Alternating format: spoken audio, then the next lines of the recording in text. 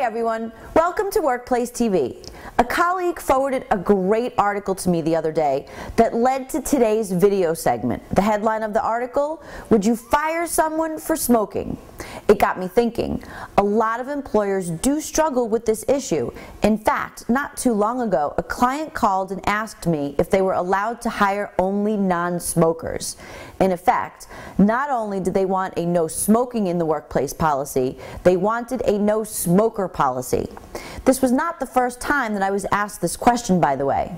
So what can you do and not do when it comes to smoking and smokers in the workplace? Can you have a no smoking policy? What about a no smoker policy? And the big question that inspired this segment, can you fire someone for smoking? Let's take the first question. Can you have a no smoking policy? The simple answer is yes. In fact, state and local law may help you with this.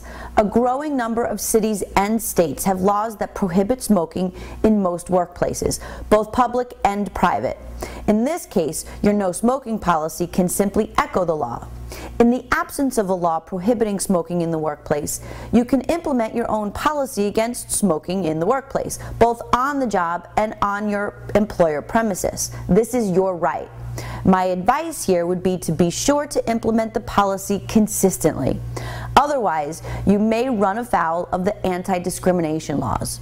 So, for example, don't discipline a female employee for smoking on the premises, but then not discipline the male employee. Now, let's tackle the second question. Can you have a no smoker policy? The answer to this question is a bit more complicated. Employers should be careful, very careful, when implementing a policy that negatively impacts applicants or employees who engage in lawful off-duty activities, such as smoking tobacco. You may not realize this, but at least 30 states and the District of Columbia have passed laws that limit an employer's ability to make negative employment decisions about an applicant or employee based on what he or she does while off-duty and away from the employer's premises, so long as what they do is legal, such as smoking tobacco. These laws, for those of you that are interested, are known as lifestyle statutes. So, the answer to our second question is no. You cannot legally enforce a no smoker policy. Okay, now for our third question. Can you fire someone for smoking?